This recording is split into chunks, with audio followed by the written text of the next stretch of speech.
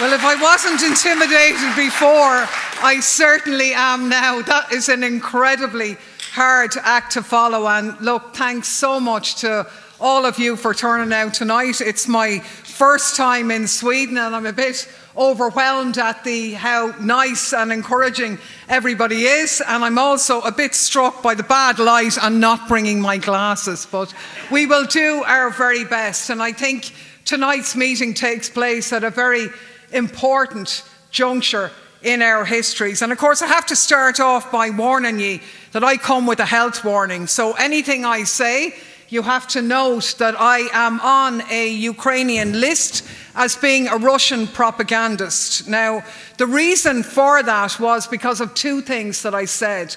One was that sanctions hurt the ordinary people of Europe. And the second was to say that the war in Ukraine is a NATO proxy war. Now, I stand over both of those statements, absolutely.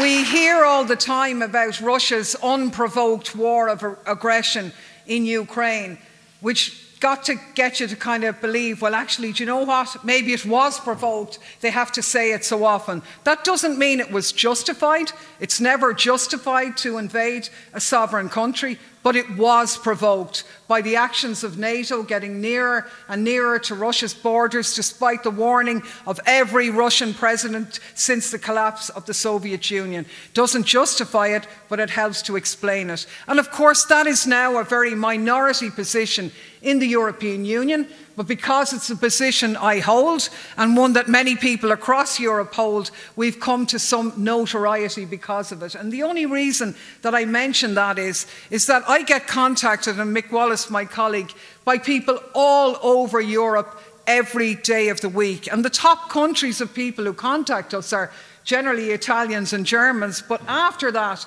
it has been Swedish people who have contacted us more than any other to express agreement with the points that we have made. So I think certainly in the hearts and minds of the Swedish people, the cry for peace and non-NATO membership is very, very clear as far as I'm concerned. Now, when Mertz asked me to do this event, it was before the 7th of October and before Israel's grotesque and sickening revenge for them.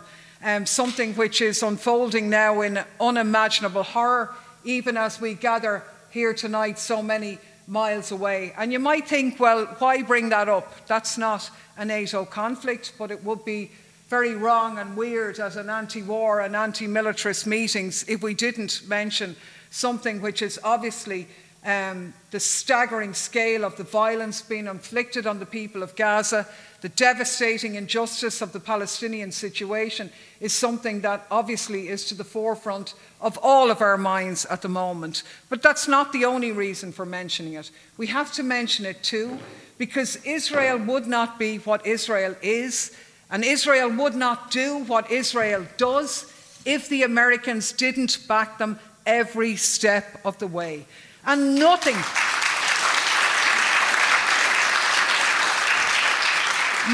that Israel does is without the agreement and the support of the US. They are as one, and that includes on the matter of genocide right now unfolding in Gaza.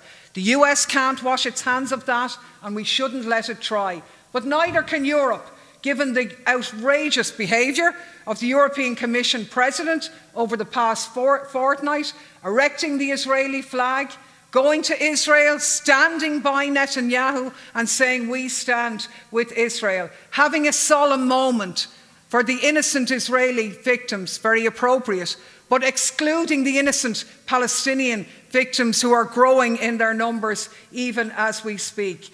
And the abject failure yesterday of the European Council, who couldn't even bring themselves to call for a ceasefire. We'll have a humanitarian break. Sure, we'll give out a little bit of water, maybe a few little packages, and then the killing can go on. Get back to work, lads. This is a decision which will live in infamy forever. Most of the West now is apparently fully behind the unfolding genocide. But I think the full ugliness of Western imperialism is now on display. The mask is off And I'm not sure they can ever get it back on again. And if they try, we will certainly not let them away with it, because what is going on now is profoundly shocking, probably beyond anything we have ever seen. And while NATO isn't directly involved in the carpet bombing and terror in Gaza, it's very clear that in the same way that Israel is a proxy for the US, so too is NATO. The reality is that NATO is the extension of the United States Army, and NATO's members are essentially brigades in that army. That's the reality. There's no parity of esteem, there's no equivalence of power in NATO. America calls the shots and everyone else falls into line. NATO is actually the US Foreign Legion, start and finish. And they can talk all they like about consensus decision-making and unanimity and all of that good stuff all they like. But the reality of overweening US military and economic power means that it has no allies, only subjects. And we know, of course, that with the Lisbon Treaty and developments in Europe over the past decades, that the European Union, supposed to be a project for peace, has been moving closer in the areas of a military alliance. There had been much talk over the years about the development of a European army. Of course, the Brits stood in the way of that when they were around, not because they loved peace or anything like that, but because they loved NATO and they didn't want a competitor to NATO being on the scene. Post-Brexit and post-Trump, all of these ideas sort of came centre stage. Suddenly you couldn't move but for talk of strategic autonomy, for talk of the need for Europe to be able to look after itself militarily without the Americans, for it to kind of man up and sort of learn to exercise hard power for a change. The consistent clamour for heavy EU investment in militarism, all that had been well underway. But since the Russian invasion in Ukraine, all of the talk of autonomy has disappeared. Europe and the United States are now one, united totally, and NATO is the pure expression of their unity. But while the talk of European autonomy in defence has receded, the structures that put it in place to try and achieve it, specifically the billions of euros committed to military spending, member states being bullied and railroaded into agreeing a common threats, and a generalised and totalising commitment to militarism faster in every sphere of our life, all of that now remains. Actually, it's been turbocharged since the war in Ukraine. It had gone on and it's openly now done under the guise of NATO.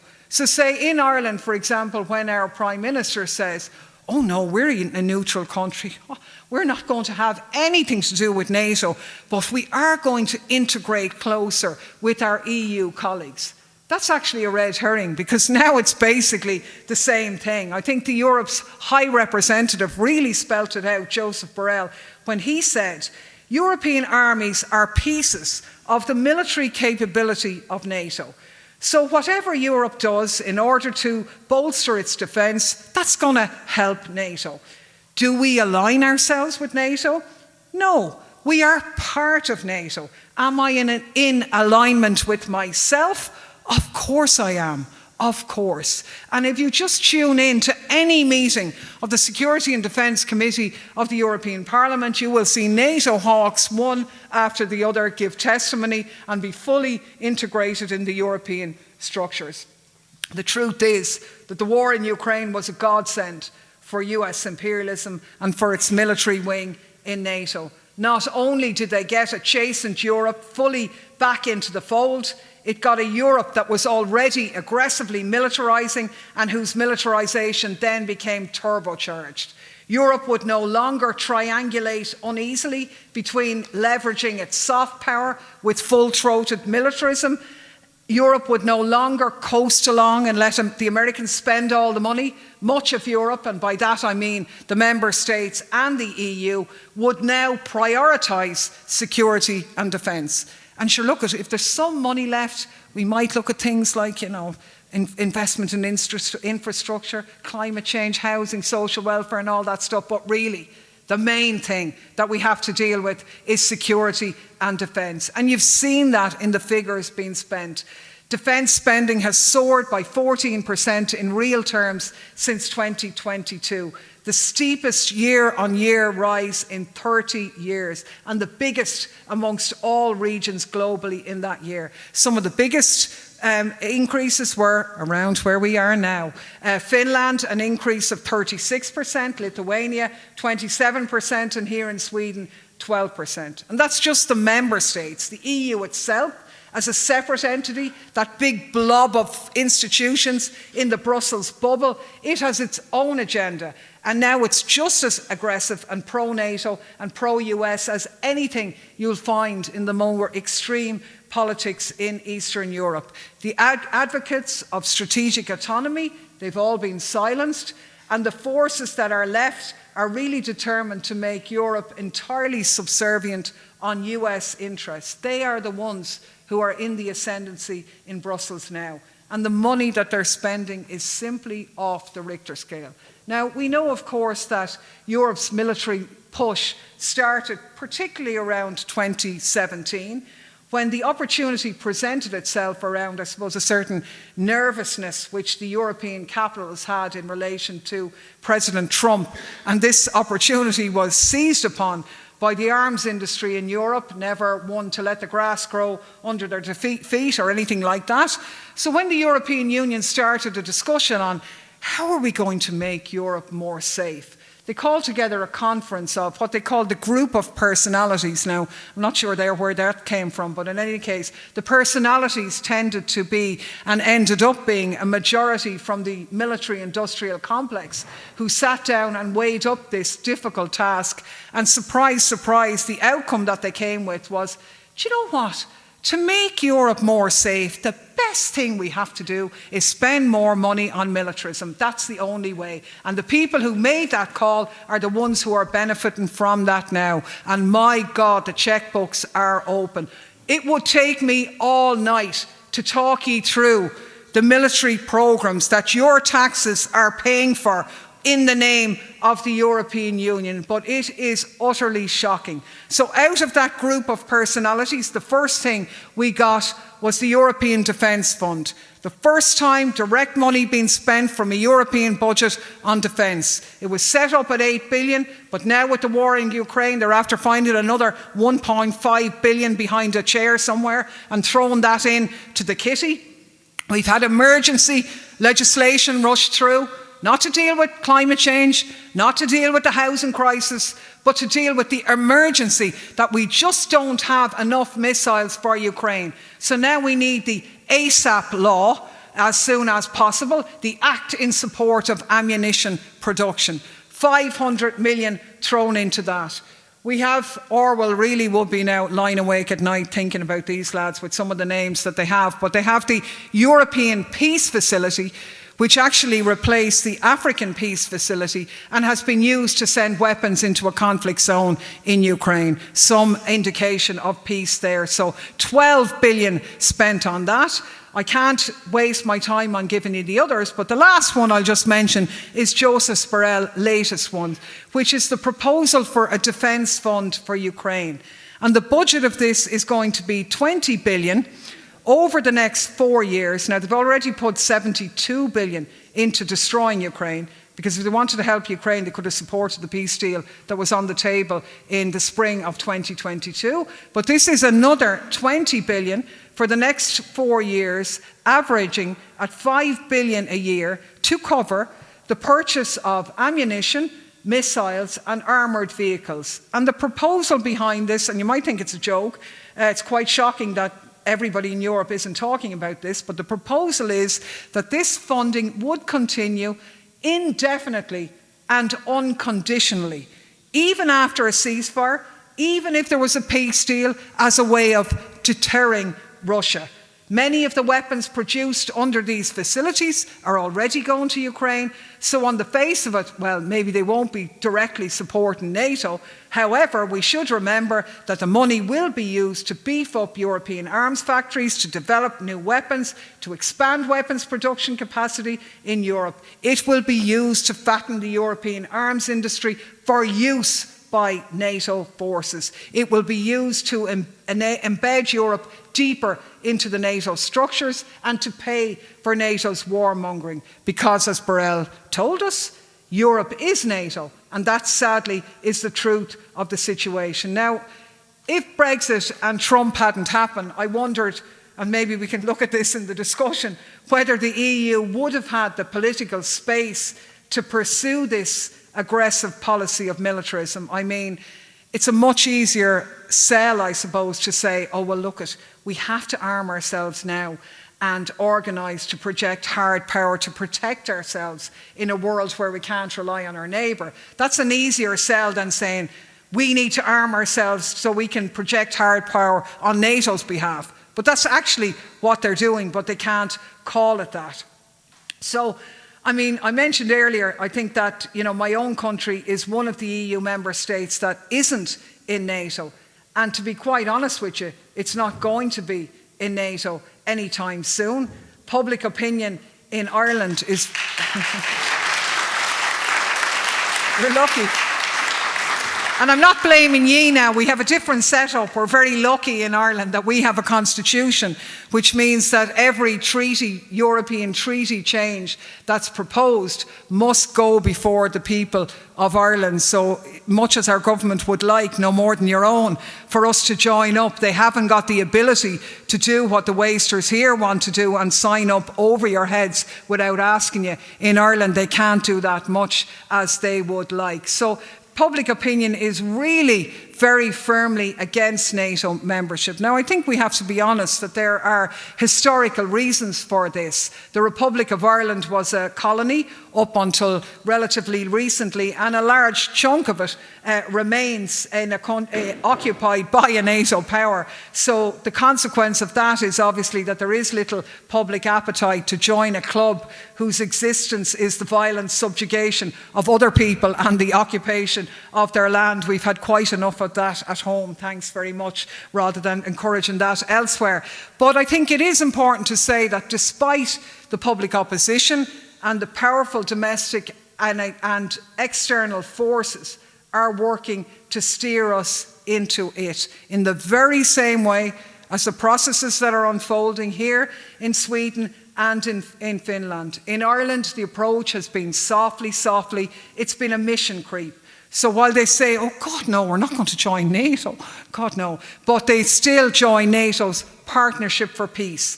They sign us up to PESCO. That's going to just make us, interoperable with other European armies. Nothing to worry about there. It's energy efficiency, really. It's an economic measure, so they would say. They want us to be involved in NATO research programmes. We're talking about taking part in joint projects with NATO on the protection of undersea cables. But given that there was the only destruction of an undersea cable happened in a NATO heartland, I don't see how joining NATO could help us protect ourselves from that, but there you are. And of course, the Irish government has made our civilian airport in Shannon in the west of Ireland available to the US military as a sort of a forward base for US military action in the Middle East. So, in other words, we are around the outskirts of NATO, even though it is against the wishes of the people. But it's not only what we do, it's what we say and how the narrative has changed as well, because people in Ireland are actually very proud of our neutrality. It's something that has allowed us to play a role much bigger than our size on the world stage. It's given us a positive reputation around the world. And when people think about neutrality, those facts come to mind in their heads. But the forces that are opposed to neutrality and the media, and I'll be interested to hear in the discussion if it's the same here, they kind of say, well, neutrality is something kind of shameful. We're kind of free riders. We're not pulling our weight in the defence and peace and democracy in the Western world. We haven't grown up. We're kind of like these adolescents who are preoccupied with these sort of naive ideas of justice and peace. It's about time we grew up and sort of entered the real world. They're luxuries we can't afford anymore. And all this sort of nonsense, when we really, they're trying to tell us the only way you can have peace is by war and extreme violence. And it's about time we grew up and realised that. So that's the narrative behind that. And our government thought that the war in Ukraine was going to give them the means to actually finally eliminate our neutrality. So they came up with this idea of having these consultative forums on our security.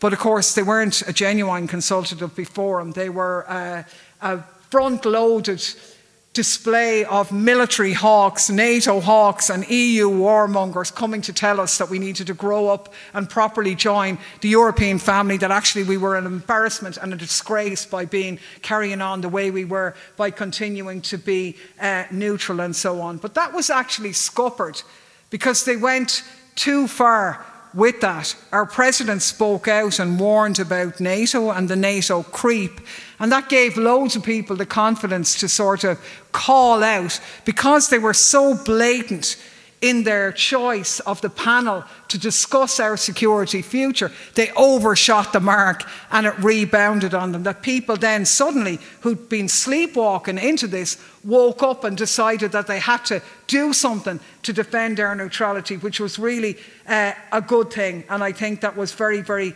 important that that took place. That's a process that's ongoing at the moment. Needless to say, we are intervening in that to make sure that whatever comes out of that will not water down our neutrality any further than it is already. I mean, I think the point being that we all know instinctively is that actually NATO and more militarism, it's a lie put forward by the military-industrial complex for their own profits. Violence begets violence, and the safest way to avoid being attacked is to not attack anyone else. Everyone knows that. That's what you teach your children when they go into school. Don't give that young fella a box, because if you give him a box, he'll give you a box back. And children learn that. It's, in Ireland, we are one of the safest countries in the world because we're not militarism, not in spite of it. That's the truth. And that is, this myth that we need more militarism to make us safe is an absolute lie. And that's why, for us looking on, when we see the developments in Sweden and Finland, we know that these processes are probably very much the same nonsense that you're being peddled as we are. And maybe we're lucky, because of our history, that we are a little bit more protected from that, because you know that creeping into NATO and ratcheting up the division in Europe is not going to make your country safer. It's only going to make it less safe. And I can really imagine, because of where you are geographically, how bad the rhetoric must have been in terms of the war in Ukraine, because it was absolutely horrific in Ireland, and we're on the other periphery of Europe, so God help you, it must have been absolutely desperate, where the pro-NATO voices, who were the instigators of this war, just clouded themselves in clothes of peace and defence of the people of Ukraine, even though they're the ones who kept this war going, and the slaughter of innocent Ukrainian men who are now even off the headlines. But we're going to stay with them till the end. As long as they keep using our weapons and earning the profits, we'll keep feeding them. It's an absolute obscenity. And, I know it's not easy to make these arguments. I know we're lucky in Ireland, because of NATO and our history. And I suppose that's why it holds true. Our history protects us as well in relation to the current conflict in Palestine. If you like, issues like the weaponisation of anti-Semitism, which is so powerful in many European states, it doesn't work in Ireland, because everybody knows that their support for Palestine, which is massive in Ireland, isn't because we hate Jews. Everybody knows that Israel is a Zionist project, not a Jewish one. And our history has really come to inoculate us from that. And I'm grateful for that. But I am really interested to hear the Swedish experience from that and to learn from that. Because what we all have in common is that narratives of peace and justice are enormously persuasive and popular once people get access to them. Every human alive knows that violence begets violence. We know that. People find violence abhorrent.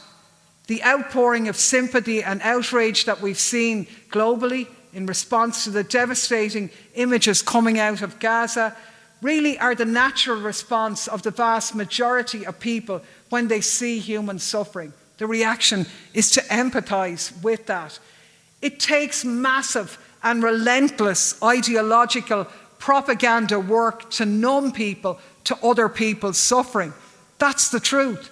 And that's the role that the mainstream media and establishment politicians have played. It's to numb people's natural, instinctive, human empathy and desire to live in peace. Ordinary people want peace. They want to be secure. They want to get on with their lives. War horrifies the vast majority of human beings because war is horrifying, which is exactly why the propaganda is so unceasing and so relentless. And it's very hard work to convince people that war is a good thing. So it's little wonder that NATO dresses itself up in the language of democracy and values and defence and all these nice, sweet things as a sort of bulwark against those who want to threaten freedom and democracy and so on. So if we want to protect those things, we have to back NATO. It's an absolute lie when we know that NATO warplanes have destroyed countless human lives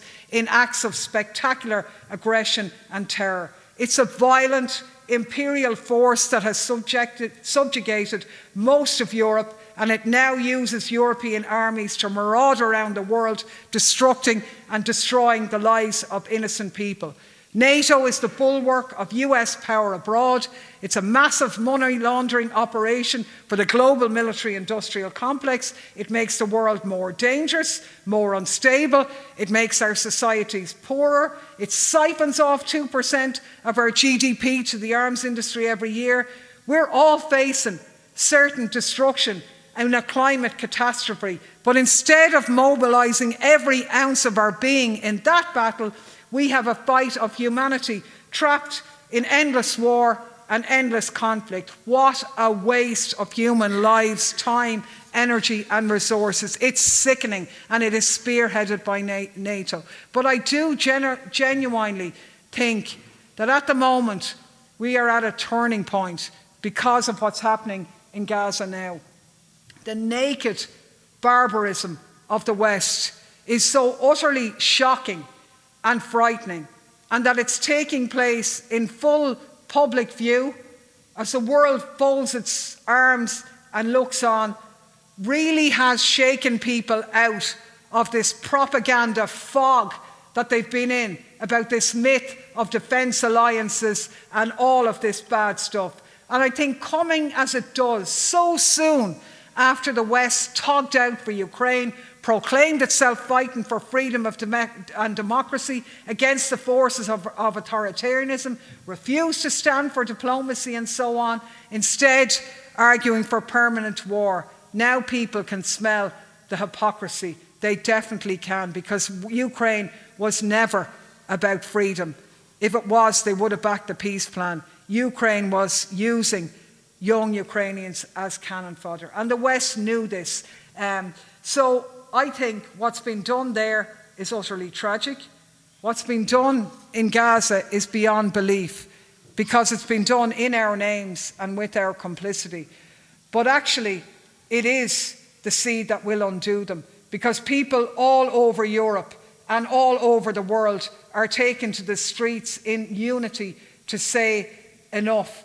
The people in power have most definitely misused it, but they have overshot it. Because the truth is, we live in a Europe which is dominated by its affiliation to the US, but our societies are a minority in the new world that we live in now.